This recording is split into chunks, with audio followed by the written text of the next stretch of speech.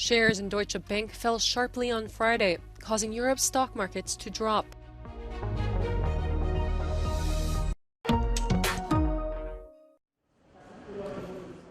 Fear and anxiety have once again spread through the world's stock markets due to the banks.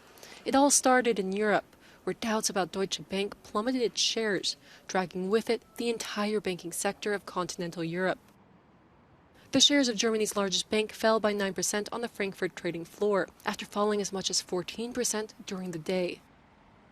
The plunge came after it announced its intention to redeem $1.5 billion of subordinated debt before its maturity, which triggered its insurance against defaults.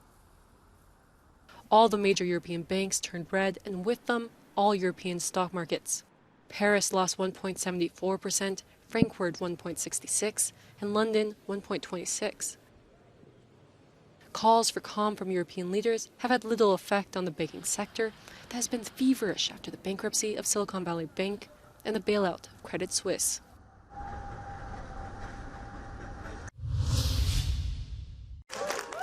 More than 400 people were arrested in France after a 9th general strike against the country's pension reform.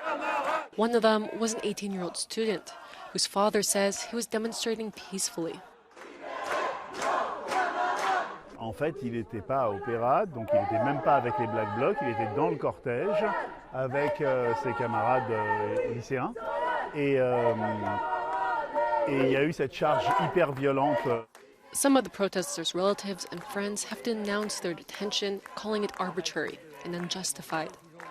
Over 400 people have been detained across France on Thursday following demonstrations that have turned violent, and many remain in custody today. What you see behind me is friends and family members of people who are detained here in Paris's 17th district. Many have come here in the early hours of Friday to demand their loved ones' release, and saying that what's happening here in this country is very worrying, that the government is using the police against its own people.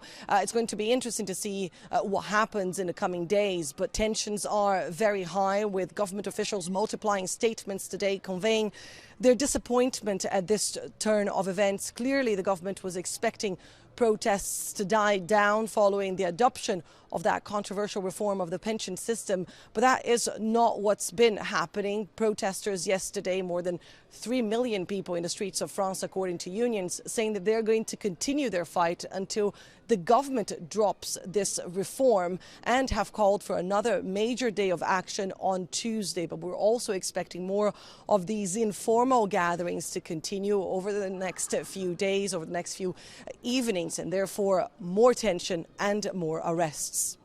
Annelies Boers is in Paris for Euronews. Wagner Group leader Yevgeny Prigozhin claims that Ukraine has 200,000 reserves concentrating to attack along the entire eastern front line.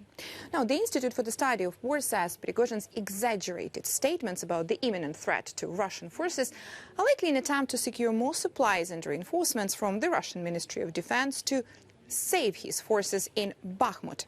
Prigozhin denied the Kremlin's claims that Russia is fighting NATO in Ukraine, and questioned whether there are actually Nazis in Ukraine, as the Kremlin constantly claims. Prigozhin stated that Russia is fighting exclusively with Ukrainians and some what he called Russophobic mercenaries who voluntarily support Ukraine, but not NATO itself. Ukrainian Ground Forces commander Alexander Syrsky stated that Wagner Group elements remain the main Russian force operating in the Bakhmut direction, and that they have not yet lost their offensive capabilities. Syrsky noted that while Wagner forces still have a numerical advantage on the front line, Ukrainian forces continue to exhaust the mercenaries here. In the Avdiivka direction, Russian forces continue to form new brigades from legacy standing the so-called Donetsk People's Republic breakaway Russia-controlled region units and mobilized personnel.